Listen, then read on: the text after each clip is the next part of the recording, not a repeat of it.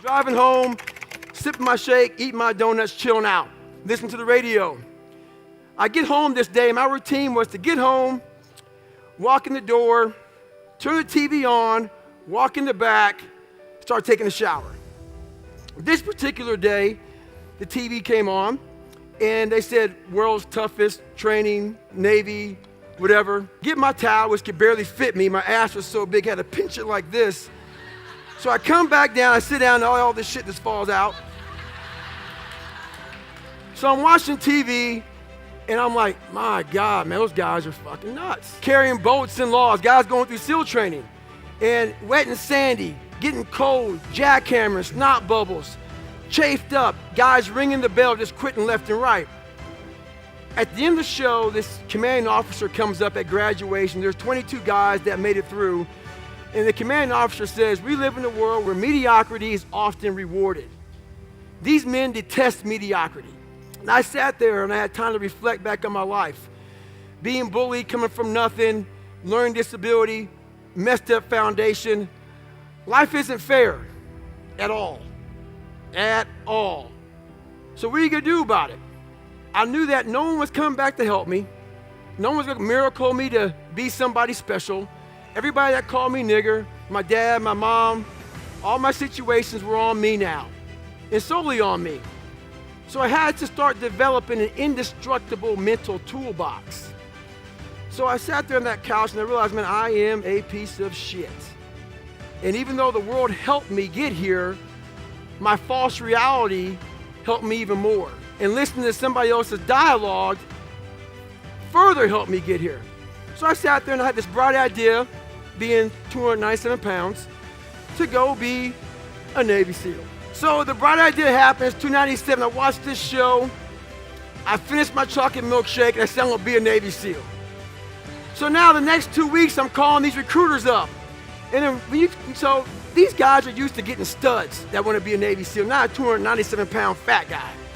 So I'm calling the guys up, hey man, I wanna be a Navy SEAL. Okay, blah, blah, blah, blah, blah. We get to the last question. How much do you weigh? 297? Dial tone. Call somebody else. This went on for 2 weeks. So I called a guy named Steven Saljo. Last guy, I was giving up. Steven Saljo was so busy, Navy recruiter, said, come on in. I don't have time to talk to you. So I'm driving in after work, chocolate milkshake in hand. I put my shake down. He looks at me and says, please don't tell me that you are David Goggins. I said, yeah, man, I got right here in my shirt, Goggins. He said, yeah, I'm being a smart ass. And he goes, man, you're fat and you're black. I said, man, you're an observant motherfucker. Sorry, I cussed a little bit because my life was hard. So I don't want to water it down. I'm real. So I sit there, he's laughing at me. I'm looking at him with this straight up stoic face, like, look, man, I'm being serious. So he humors me, takes me back to the scale. I step on the scale. So in front of the scale, I had a nice big chart. It was a height weight chart. So to get the Navy, I could be 6'1" and 191 pounds. That was it. I'm 297, he writes it down. He goes, man, you're a big boy. And he starts writing stuff down. He gets these huge manuals out and brings them out. Next thing I know, he goes, hey, the only program we can get you in to be a Navy SEAL is about to end in 3 months. You have to drop 106 pounds in 3 months. Roger that. I got my chocolate milkshake and walked out. So here I go back to work, and I'm spraying for cockroaches at Ecolab, and I'm chilling out. I'm like, you know what, man? Maybe I can just be the best Ecolab guy in the world. And I'm spraying for cockroaches, and I never really looked for cockroach areas, so I just spray them. So there's these holes in the wall where you're supposed to find a hole in the kitchen, and it's supposed to find a column, and that goes along, and it kind of flushes out the cockroaches. If you find the right column, it's like, it's pay dirt. It's called the money spot. And I look up at the tile, and it's open, and stuff just is crawling around and flying around. I hit the money spot, people, all right? So I get my canister real slow, and I'm trying to shake my shirt out. I get my canister, I take my mask off, and I leave it there, and I get in my car, I start it up, I sit there for a second, and I drive home, and I quit my job.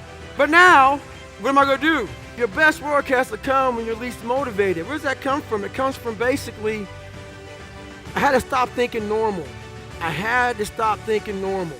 I can no longer be a common man walking around doing common things. But no one taught me this stuff. It wasn't like I had, I paid a trainer to come train me. Jenny Craig didn't come down and miracle my ass. None of this happened. It was on me. And that's the thing you have to realize. Everything you do, you may have some support, you may not, but it's on you. You have to make the decision whether you want to be a badass or whether you just want to be mediocre and everything's okay. But being a badass hurts real bad. And that's why I didn't want to do it. I have the 3 H's: humility, honesty, and hard work. So as far as that goes, you gotta be honest with yourself. Are you smart? Are you not smart? Are you in good shape? Are you not in good shape? Are you fat? Whatever you are that you're not happy with, it takes a lot of hard work to improve that about yourself. So over the next 2.5 months, I won't bore you with details. I lost the weight. I went back to recruiter and I went to Buds, Navy SEAL training. And I was the only person in the history of Navy SEAL training to go through 3 Hell Weeks in 1 year. Hell Week is 130 hours of continuous training. Starts on Sunday, ends on Friday. You might get 2 hours of sleep. And I did all that in 1 year. Why did I do that in 1 year? Cut to the chase again. There was an old crusty commanding officer named Captain Bowen. Captain Bowen was an old Vietnam vet. This is his last tour of duty. And he believed, so over 70 years this training's been going on. He believed no matter where you were at, you will start from day 1 if you don't make it through. So I get to Wednesday, ruptured hernia. Back to day 1, week 1. Get to my second Hell Week. I get through that Hell Week, get ready to start second phase, break my kneecap. Roll back day 1, week 1. In my third Hell Week, I'm standing there. I have 16 stress fractures. So I have 16 stress fractures. This is me in my first Hell Week, I believe. So I have 16 stress fractures. I'm on my crutches. I'm looking at him. And he says, Goggins, this is your last time you're going through training. You have 4 classes to get better. So I got hurt in May, had to come back in January from a broken kneecap, all kind of crap.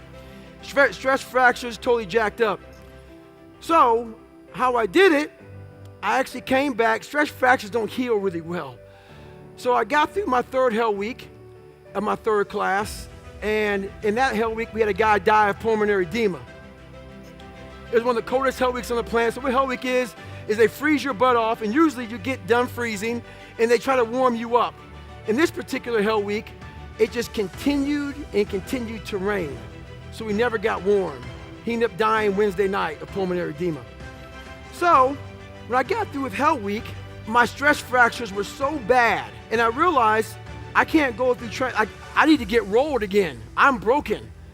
And he's like, no more rolls. And I remember that. So at this Hell Week, I said to myself, man, I can't even walk. I was on crutches again, but after Hell Week, you get Walk Week. And after Walk Week, you have 20 more weeks of getting your butt kicked. So I had a plan. My plan was to show up at 3:30 in the morning, put my black sock on, go on my dive cage, and get duct tape. And I would literally cast my feet up to the mid of my calf. And for the first 40 minutes of the run, I have a pressure, so I still have them now, pressure ulcer that now healed up, but you can see the scars from deflection of the joint. So basically so what I did was I pretty much cast my ankle up my shin so I wasn't doing this and activating those stress fractures. So I ran on my hip flexors. For the first 45 minutes, the pain was so excruciating, but then after that, it would subside. And I would be able to finish the day out. It's 44 degrees and it's nice and rainy outside. But no one cares about that. It's not about the rain. It's what the rain represents. Life is always giving you a test. Trying to give you a way out. Trying to give you an excuse not to show up. This is my excuse today. But guess what? You gotta have the mentality to show up every fucking day of your life.